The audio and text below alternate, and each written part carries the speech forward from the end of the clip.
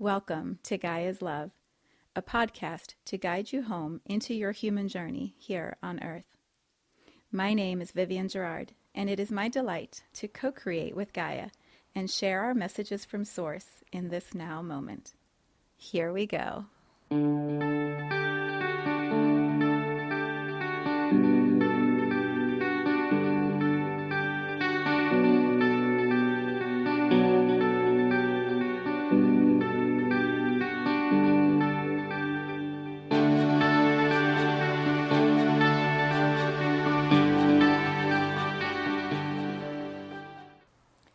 Episode 490.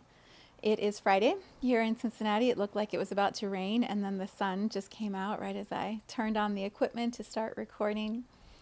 It is going to be a beautiful September weekend here, and I am loving the shift in the weather. I am loving the shift in the astrology. I feel like the energies are, for me at least, like really lightening up and like just bringing in some spaciousness. So what energies am I talking about? If this is your first time watching or listening to this podcast, the topic of Pluto moving into Aquarius may be new to you. If so, quick recap. Pluto will move into Aquarius November 19th. It has been in Capricorn mostly since 2008. And we are in the last little dust off right now is how it feels to me. Like we're retrograde Capricorn for about 5 weeks, and then we go direct in Capricorn with Pluto until November, and then on the 19th Pluto moves into Aquarius for 20 years. We're in this last little cleanup, the last little putting things in place for the foundation of what we are building in the next 20 years. And it's so interesting. For a while, I've been wondering, am I overthinking this? Am I talking about this too much? Like, am I out of context with the impact of Pluto? What is actually happening? Why is this so present in my human story? And then I watched The Big Short, which was an incredible movie. If you have not yet seen it, it was about the way that the 2008 financial collapse originated, and the sort of whistleblowers, or the what is it they call it, the canary in the mine, the one who was aware that it was going to happen before it was going to happen and was trying to bring that awareness forward and laughed at. I was watching this movie, seeing these characters playing true stories and feeling like, this is how I feel.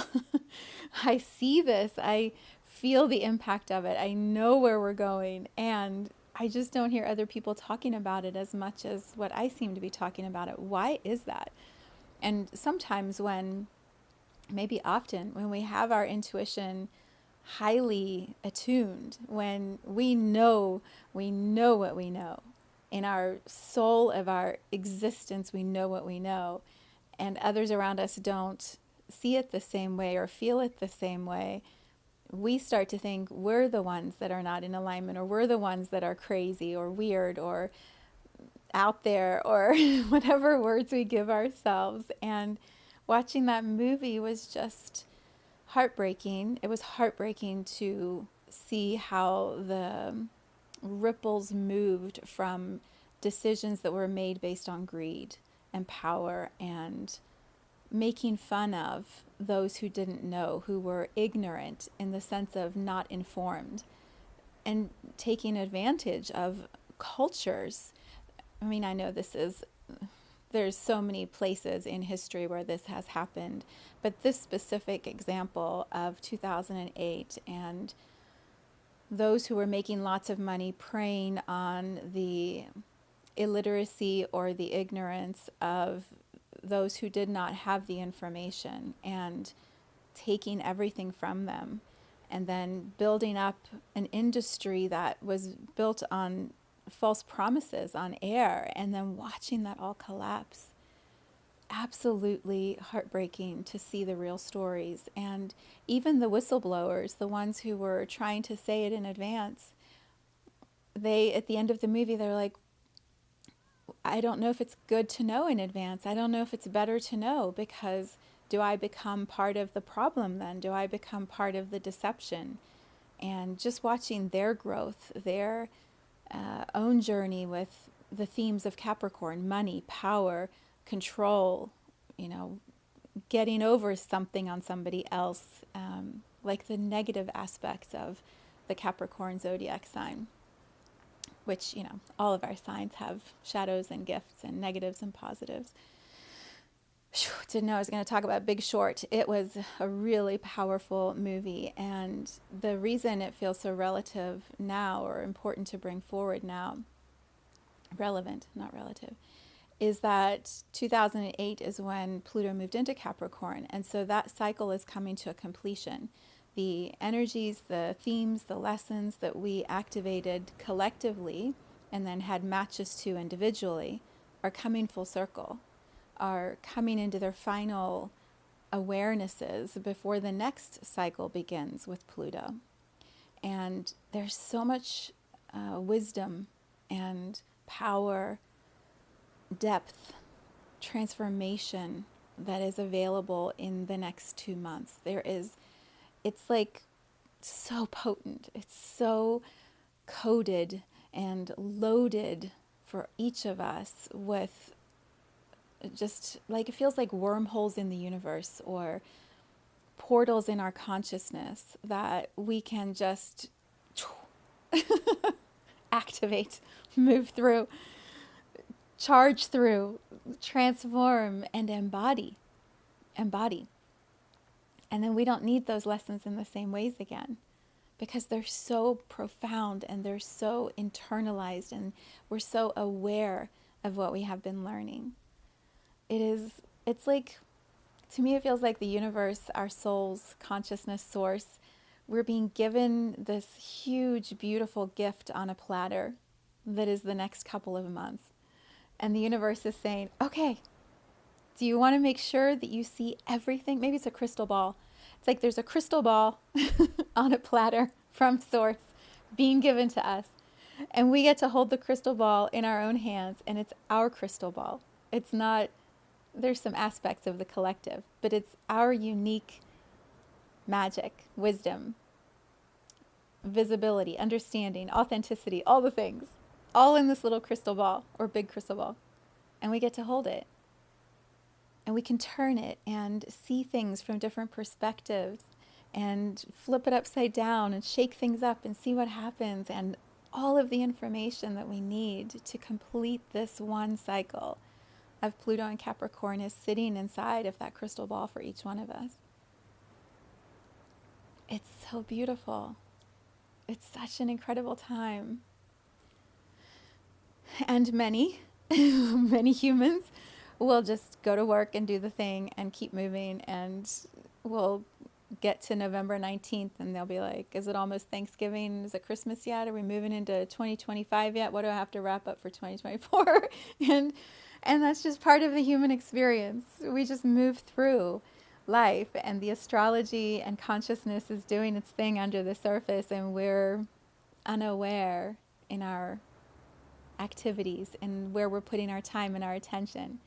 And there's nothing wrong with that. It's so funny when I look back at 2008. I've talked about this in several different conversations recently. I was that. In 2008, I was the one who would get up, and that's right when I started my full-time job after being home with my children for, I don't even know, 6 years, 8 years? 8 years. I'd been home for a while, and I started going back to work. And I was unaware. I was busy. I was very busy. I was very overwhelmed. I had lots to do. There was no time to meditate. I didn't even know what meditation was. Energy. What's energy? Energy reading? No. Self-help book. I would squeeze in some chapters of self-help books, and I would journal. And that was probably as far as I went. I wasn't going to church. I was running a lot. And so I was thinking while I was running, but I wouldn't call that at that time meditation. I would call that ruminating. I would call that obsessive looping, scheming, manipulating. I would not bring the word meditation to my running back then. I mean, the version of me in 2008, which is part of what I wanted to bring forward in today's conversation, was very unaware, and it was exactly where I needed to be at that time in my journey. So there will be many who will go through this time unaware, and it's exactly where they are meant to be in their journey. So they probably would not be watching this podcast. This conversation would not probably pull someone in. Or if it did, maybe they get to this part and then I start talking about something else and they go, huh, what? No, and move on. And it's okay. It's okay. This is the beauty of life here on this planet. It's all available to us. The entire range is available to us. So what I bring forward in Gaia's Love podcast is this frequency of the highest potential, the biggest possibility, the greatest alignment, being in such integrity with our soul in each moment that it couldn't be more perfect. It's so good, and we trust that we're held in the love of this planet, which I call Gaia. We're held in the love of our soul. We're held in the love of Source, God, the universe. Like every single thing that we experience and that we're creating and that we're living is perfect and deliberate and teaching us, expanding us. And that this journey we're taking is the most incredible gift. To be a soul in a human body at any point in history is the greatest gift. To be a soul in a human body right now as consciousness is expanding in the way it's about to, holy wow. It's like, I keep saying this, it's like the golden ticket in Willy Wonka. Okay, so I could just ramble on about that for a while. The title for today, I actually need a sip of water. The title for today came directly from the meditation that I just had, which was supposed to be about 15 to 20 minutes, ended up being about an hour and a half. So be aware as you listen to this podcast, as you hear the title, as you hear what I'm about to share, time may shift. Your priorities of how you spend your time may shift, and it's okay. It'll all get done.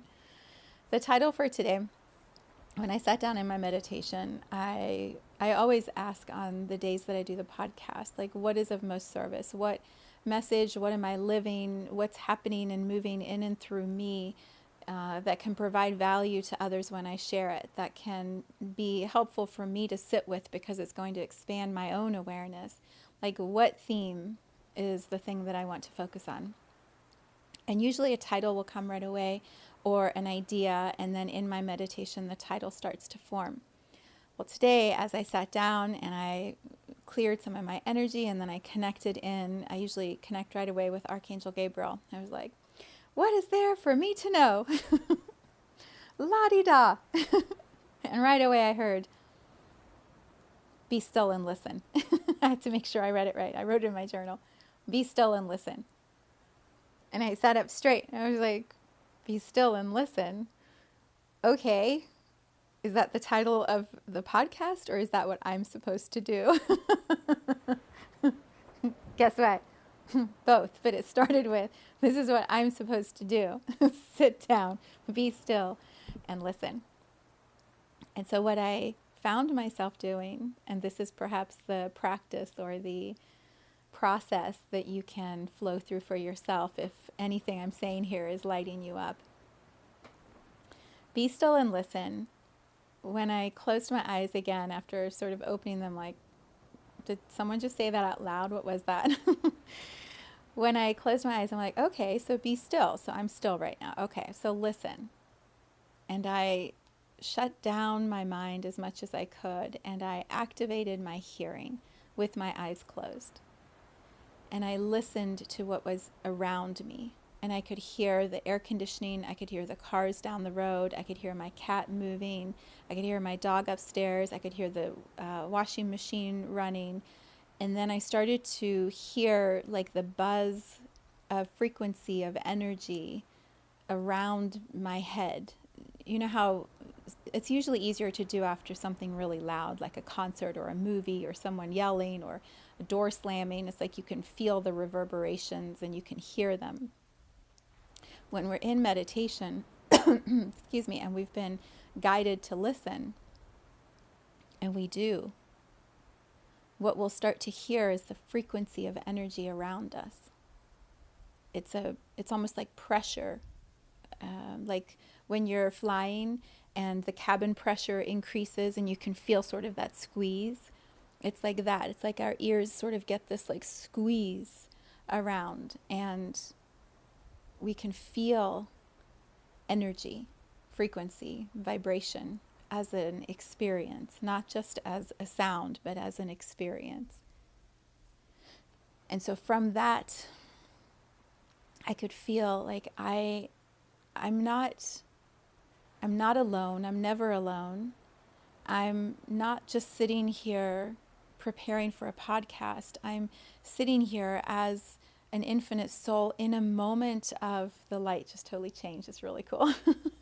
I'm sitting here in a moment of pure consciousness and awareness.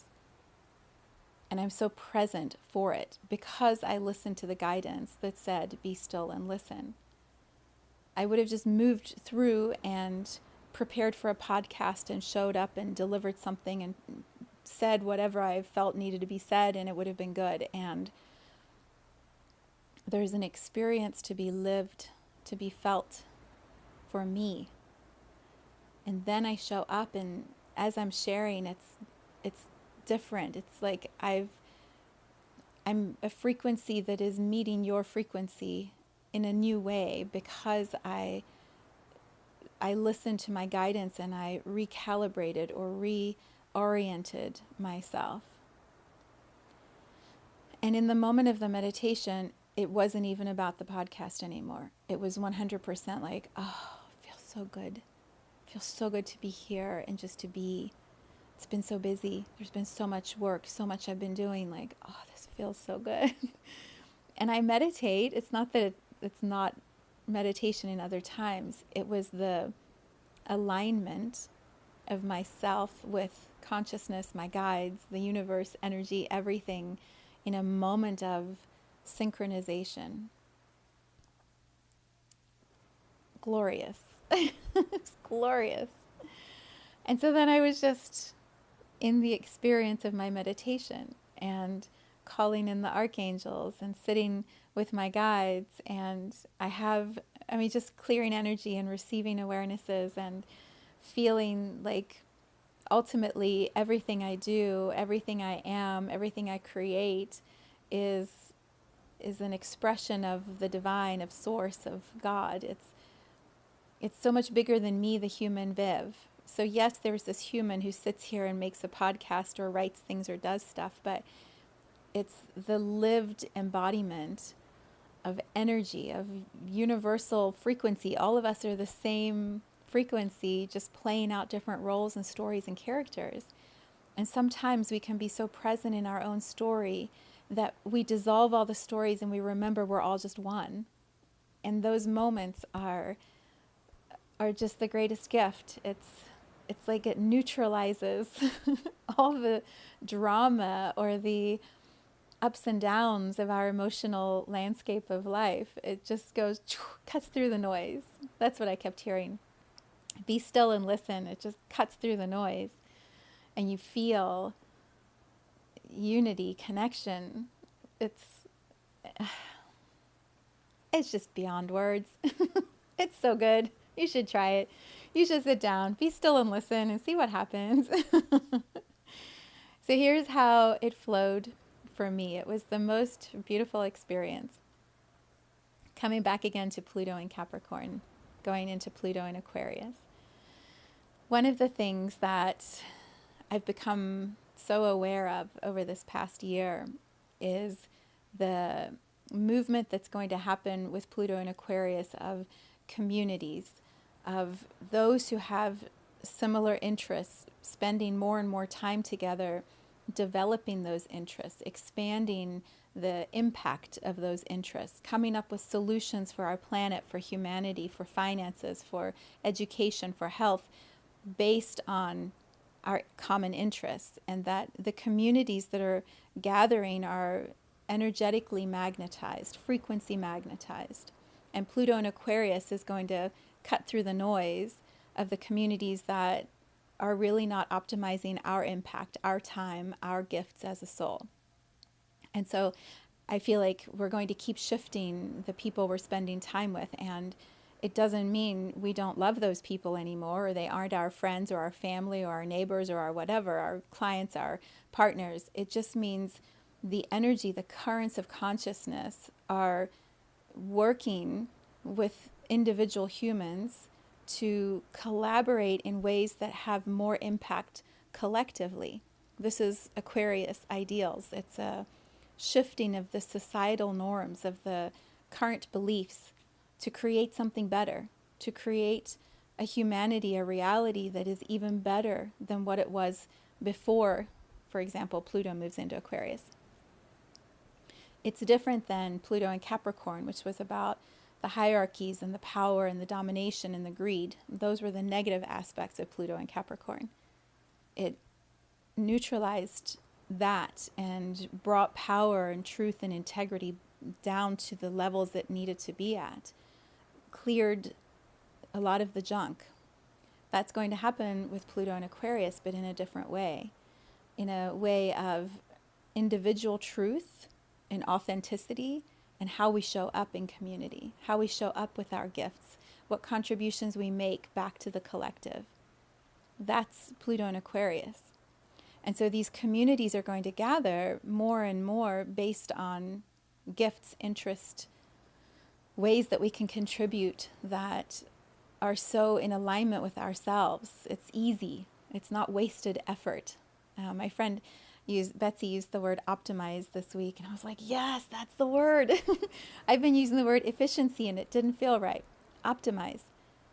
And when we optimize our gifts within a community, the community is optimized. And when individual communities are optimized within the collective optimizes. And so everything becomes more. Words. You get it. So I've been aware that this is shifting, and it's so exciting to me. And also I've been wondering, where do I make the most impact? I have the communities I hold, but there's more than that. It's how do I put myself into the communities that are going to nourish me and provide my greatest service? And so what are those? And I've been trying to figure it out. Tried lots of different communities over all the years and loved all of them, and each one has a different flavor. What I've landed in is this community of Insight Timer. 29 million meditators on one app, 18 to 20,000 teachers with as many classrooms as you want to be in, as many tracks of meditation and courses as you want to listen to for $60 a year. I'm like, what? I mean, I think people would pay 10 times that for it, and the app is still $60. I don't understand, but I'm not going to argue. And you can do it for free, but I believe in investing, and so I'm happy to invest $60 a year. But I've been spending time as a student and as a teacher and bringing my energy into that space and trying to figure out, how do I walk this time as a leader, as a guide in my 5-1 HD energy? How do I walk this time in a way that isn't overwhelmed for anyone who just happens to join one live or one track? Or, how do I bring my gifts forward in a way that is logical, receivable, inspiring, activating, so that as the community that's forming around what I'm sharing can start to have traction, can start to become cohesive, collaborative, and active, and ripple the consciousness out into their communities and their families and their friends. And I've just been testing things out and trying to see, what feels right, what doesn't, what seems to be supportive for the people who show up and what isn't. And what I landed on was right now, this way of bringing the books that have inspired me, the teachers, the masters who have taught me in my awakening back in 2008 to 2012, bring those teachers, those books in bite-sized nuggets into the lives in the space. And so I started 2 weeks ago, and I'm doing one book a week now through November 4th.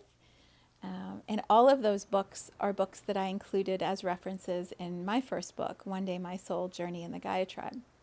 And so I'm walking the community through the same sort of process I went through in reading books, and then integrating what we talk about in that first call of the week where we look at the book, integrating that in an energy reading call at the end of the week.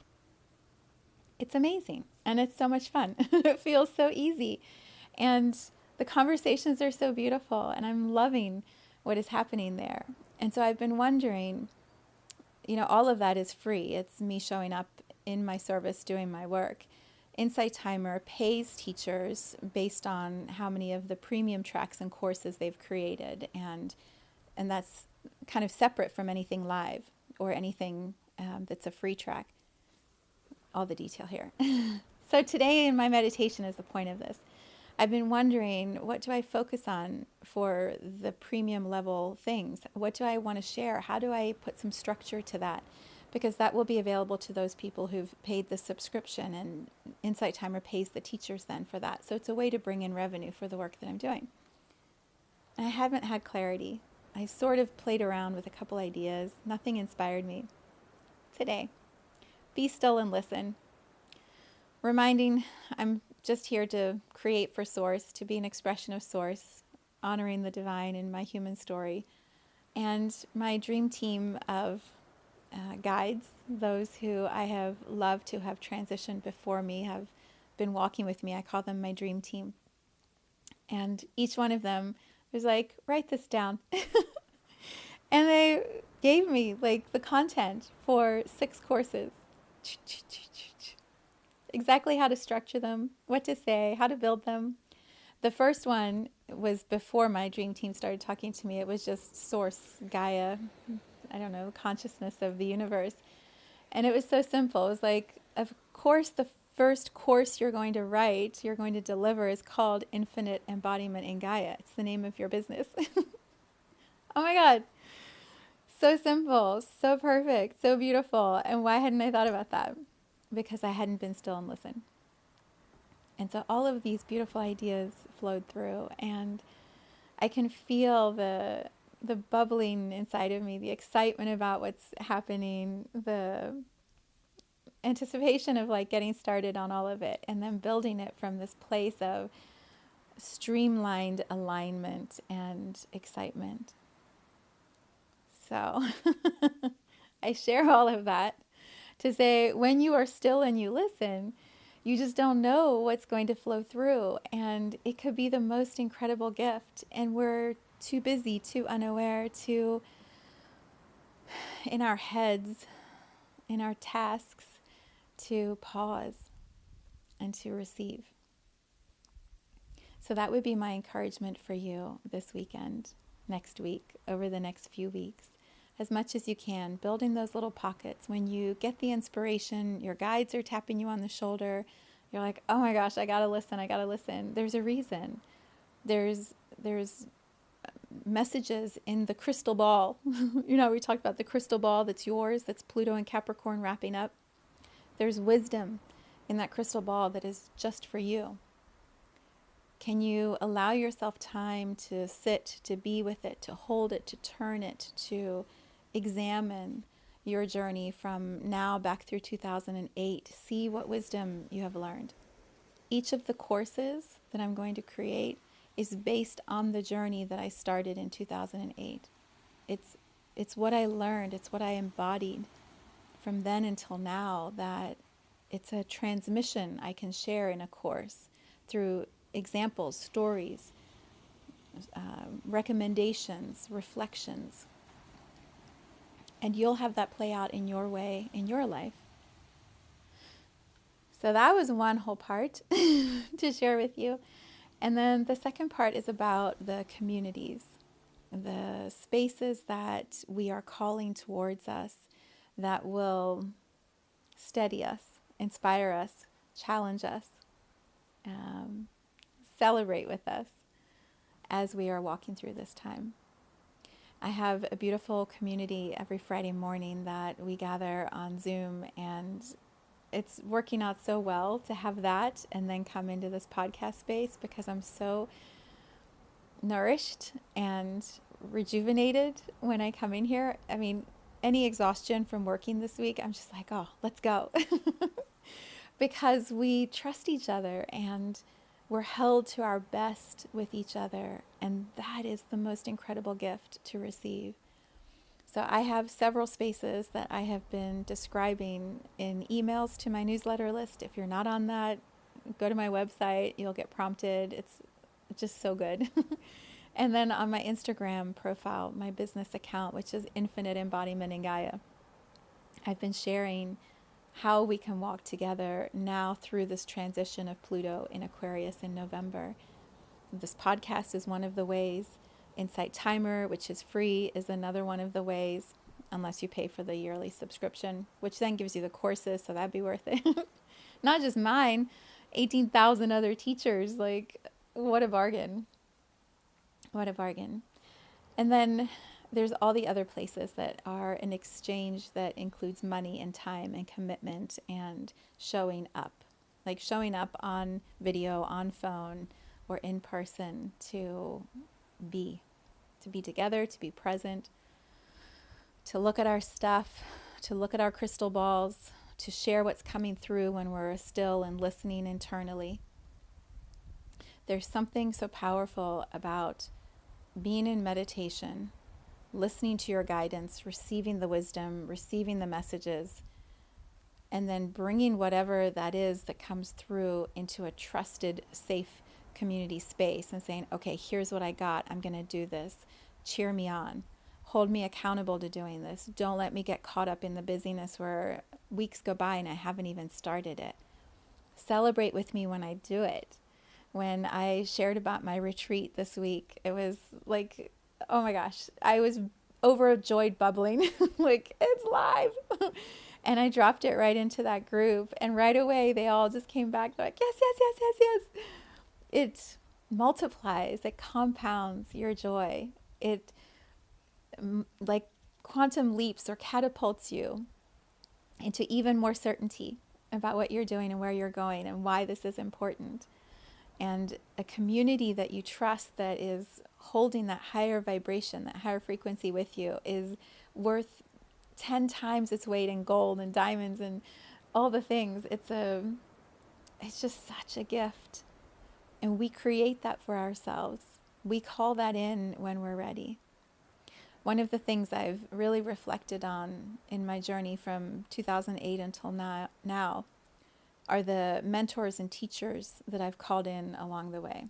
The ones who I could just feel like, I got to do this thing and I know I'm going to spend money. My first energy teacher mentor charged me $2,400 at a time where I think I was making $50,000 in my first job back at work after being home, and I knew I was going to be paying my own bills, and I'd never really done that as a single mother. As a mother, I'd always been with my husband. There was so much shifting, and at the time, $2,400 was crazy money, and I was like, yes! And thank goodness, because she held me to my truth, to standing in my power and using my voice, to pausing. I mean, if nothing else, the money was worth every penny for her reminders again and again. Pause. Take a breath. Don't reply out of anger. Don't reply out of righteousness. Take a moment. Like, why is this happening? Why is it happening to you right now? What are you supposed to learn from it? Those questions, that check-in space that I had was life-changing. I mean, I still was a disaster because there was so much I was working on within myself. but it could have been that much harder, that much more emotional for myself and for my children and my ex. My mentor really walked me through and taught me. And then when that completed, there was another mentor who helped me access other memories and, gifts, and activated more. And teacher to mentor is how I walked myself through this time. I was just saying on our call this morning, if you had told me in 2008 that this would be the version of me sitting here, I would not have believed you. I couldn't have comprehended this version of myself being so at ease and clear and in alignment and connected to energy, consciousness, divinity, courageous, willing to speak about it on camera. I was always behind the scenes. I was not the one that was going to sit in front of a camera and share. And it's so easy now. It's so natural to do because I'm in alignment with myself. This is what's possible for us when we place ourselves in mentorship, in coaching, in communities, in challenging situations that still have enough safety underneath them that we're okay. We're okay. I had the most beautiful compliment from one of my friends this week. I mean, it was the most beautiful compliment. She said, I knew the moment I met you that I could trust you. I could trust that with you I would never betray myself because you would hold me to the best version of myself. You saw that in me and you would hold me to that. That is like nectar to my soul to know that she gets it. She gets it because that is my intention always. It's to see the potential in the other and hold that potential with you for you until you can embody it for yourself, because that's what my mentors and teachers did for me. So, very long share, but there are so many ways that I offer support, and I have the Practicum, which is our online community. I have a retreat, which is only for 14 people, 10 to 14 people, and it will be in Florida in November as Pluto crosses into Aquarius, November 18th through the 20th. It's going to be extraordinary. I have not had a retreat in person for many years. And I used to have them here at my house and realized this is not a retreat. This is work because I'm working all day, and then at the end of the retreat, I'm taking care of everybody at night and food. And no. So this time a retreat is going to be at the beach in Florida, which just feels so exciting to me. And then I have Metamorphosis Mentorship that begins in 2 weeks. It is weekly calls for 3 months. It was 4 months last year. We've condensed it to 3 months for this year. And each week, an hour and a half, like talking about what's happening and going through this time of transformation and change and stepping into our greatness. It is amazing. Supported by Awakening the Guides, which is coursework you can do on your own to really activate your own understanding of yourself and your role, if you're called to this, your role as a guide for humanity as we move through this time with Pluto and Aquarius. It's what I do, and it's who I'm calling towards me in these spaces. So there you go. And then, of course, I always offer activation sessions. So if all of that's like too much, which I don't think it is. I think it's beautiful. But if you decide you just want 1 hour together and you just want my eyes on you, I have activation sessions for $333. And they are as beautiful or as powerful as you choose for them to be. And those are available throughout the month. So all of those pieces, nuggets are available on my website and then also on my Instagram if you want to go there. Yeah, I feel complete. And I also have a live on Insight Timer in a half hour, so I'm going to go get ready for that. I send you off into this weekend with so much joy, celebration, anticipation, excitement, all the things. Be still and listen. And then if you want to share what comes through, I would always be honored to receive that. So send me an email, drop it in the comments, like let's hear what's happening with you. So much love. Thank you for tuning into this vibration of pure love. Let's take this message of Gaia's love out into all of our relationships and communities today. So much love from my heart to yours.